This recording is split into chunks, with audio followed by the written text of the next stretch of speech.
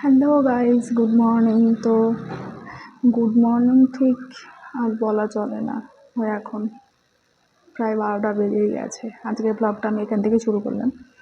তো দেখতেই পাচ্ছ একদম আমার মঞ্জুলিকার মতো হাল হয়ে গেছে কাজ করতে করতে। ব্লগটা শুরু করার সময়ই পাইনি। তো আমার সকালে সমস্ত কাজ কমপ্লিট, বাসন মাজা, ঘর মোছা, ঘর ঝাড় দেওয়া, কাপড় কাচা কমপ্লিট। এখন হচ্ছে আমি রান্না শুরু করেছি। তো এই যে এখানে সবজি কাটছিলাম। তো আজকে করব, তোমাদেরকে দেখাই, আজকে করব এখানে লোটে মাছ রেখেছে, লোটে মাছের ঝুড়ি করব। বরফ ছাড়ছেই না, কখন বের করেছি। আর করব হচ্ছে এই যে লাউ শাক বসিয়ে দিয়েছে অলরেডি, লাউ শাক করব আমার জন্য।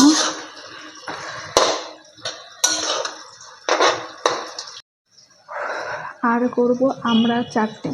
সেদিন কলকাতা বাড়িতে গেছিলাম, আমরা নিয়ে এসেছিলাম অনেকগুলো। তো আমরা চাটনি করব। তাহলে কী করছি, আমরা চাটনি, লাউ শাক, লোটে মাছের ঝুড়ি, কালকে রাতে ডাল রয়েছে অনেকটা, আর করব একটু পনিরের তরকারি। পনিরটাও সেদিন এনেছিলাম, একটু রয়ে গেছে, সেটা করব।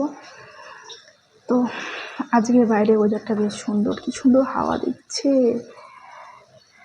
আর একটা জিনিস দেখো, এই দেখো আমার মাথার চুল শেষ। দুদিন পর আমি ন্যাড়া হয়ে যাব। তোমাদেরকে বাইরে ওয়েদারটা দেখাচ্ছি। কতদিন পর আজকে রোদ উঠলো আমাদের এখানটায়, কোনোদিন রোদই ছিল না। ইভেন সকাল 11টা পর্যন্ত বৃষ্টি হয়েছে। এখন দেখো বাইরে একটু রোদও উঠেছে, তো হাওয়াও দিচ্ছে সুন্দর।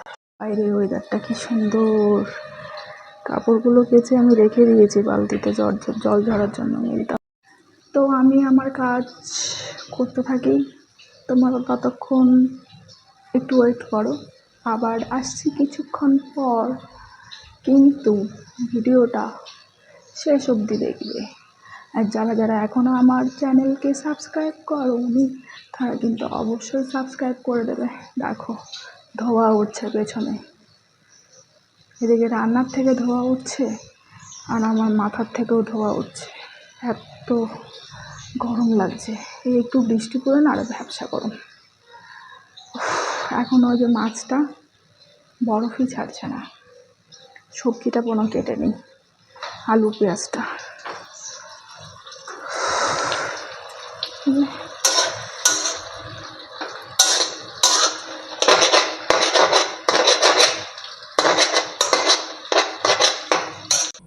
তো ওইদিকে তো উনুনে লাউ শাকটা বসিয়ে রেখেছি, ভালো করে মজতে থাকুক। আর বেসিনে লোটে মাছটা রেখেছি, ওটা থেকে বরফ ছাড়ছেই না।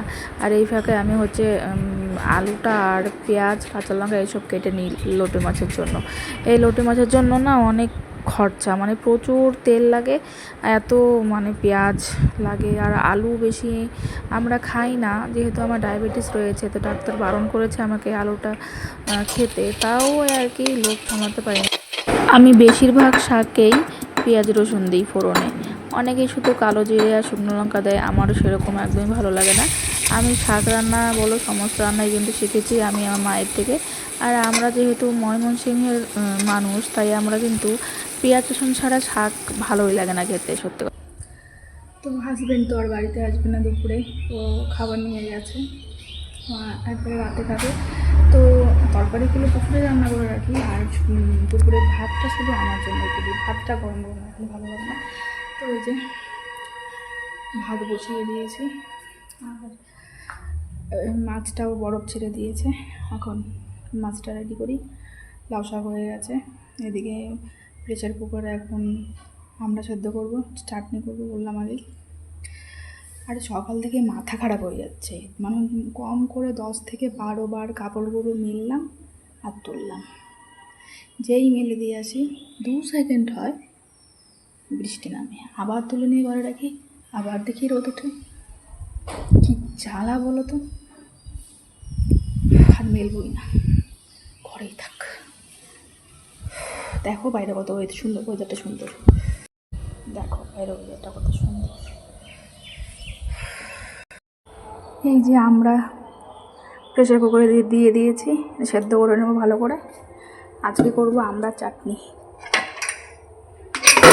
এটা কিন্তু টক আমড়া।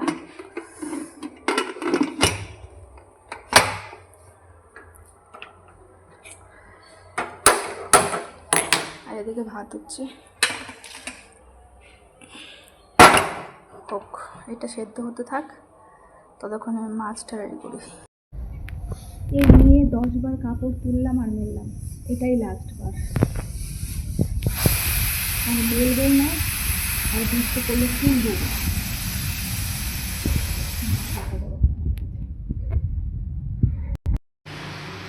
তো এই যে রান্না আমার প্রায় কমপ্লিট, আর 5 মিনিটের মতো বাকি আছে। ঘেমে অবস্থা শেষ, একটু একটু বৃষ্টি পড়ছে, আরও ভ্যাপসা গরম লাগছে। এই যে লোটে মাছ কমপ্লিট, এখানে বসিয়েছি আমড়ার চাটনি। এখানে হচ্ছে আমড়ার চাটনি, আর এই যে আমার লোটে মাছ কমপ্লিট। এবার শুধু একটু ফ্রেশ ধনেপাতা নিয়ে নামিয়ে নেব। যাই খাই শুধু বেসিনে বাসন জমা হয়, জল খাই তাও বাসন, চা খাই তাও বাসন, ভাত খাই তাও বাসন, বাসনের আর শেষ নেই। এবার এগুলোকে সব মাজতে হবে। জীবনটা একেবারে তেজপাতা হয়ে গেছে, মুখ চোখের কী অবস্থা, নিজেকে দেখে নিজেই ভয় পেয়ে যায় কখনো। তো এখন আমার অনেক কাজ। এদিকে দরজাটা আটকে রেখেছে, দরজাটা আটকে রাখলে না দমটা বন্ধ হয়ে যায়, খুললে কি সুন্দর আওয়াজ আসে। তো এখন আমার অনেক কাজ বাকি, শুধু ঘেমে যাচ্ছি, শুধু ঘামছি আর জল তেষ্টা পাচ্ছে, কি বলবো। এখন অনেক কাজ বাকি, ঘর ঝাড় দেবো। এই যে কত বোতল জল ভরা বাকি, ফ্রিজে জল রাখবো। এখনও রান্না কমপ্লিট হলে গ্যাস পরিষ্কার করব, বাসন ধোবো, তারপরে ঘর ঝাড় দেবো, আবার ঘর ঝাড় দিয়ে ঘর মুছবো। নিচটা তো হচ্ছে মানে সাদা রঙের টাইলস লাগানো, আর জন্য প্রচণ্ড নোংরা হয়ে যায়, রোজ দিনই ঘর মুছতে হয়। আর এখন যেহেতু বর্ষাকাল চলছে, ঘরটা রোজ দিনই মুছতে হয়। তারপর কি বেসিনটা পরিষ্কার করবো, করে স্নান করব, স্নান করে পুজো দেব, তারপর খাবো।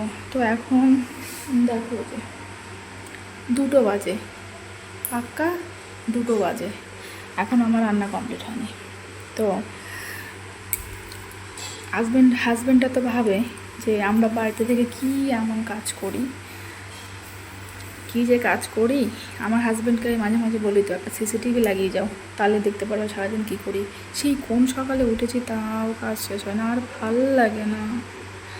কোনো কোনো সময় মনে হয় কি জীবনটা কি লোকের বাড়িতে কাজ করার জন্য জন্ম নিয়েছিলাম, জীবনটা হয়েছিল আমার। তাও শাশুড়ি মায়ের মন ভরে না, শাশুড়ি মায়ের থেকে দূরে থাকি, তাও ছেলেকে ফোন করে বলবে যদি কোনোদিন দুপুরে একটু খেতে দেরি হয়ে যায় ছুটির দিনে, কি কাজ করে অত যে এত দেরি করে খাবার খাস। আরে তোমার ঘরে তো কাজের লোক আছে 2-3টে, আমার ঘরে কে আছে? বাজার হাট সমস্ত কিছু তো আমার নিজেই করতে হয়। তোমার ছেলে তো একদিনও ছুটি পায় না, আর যেদিন তার ছুটি থাকে ছুটি সেদিন পড়ে পড়ে ঘুমায়। আমি এখন চোখে অন্ধকার দেখছি গাইস, আমার আর ভালো লাগছে না। রাখো রাখো রাখো।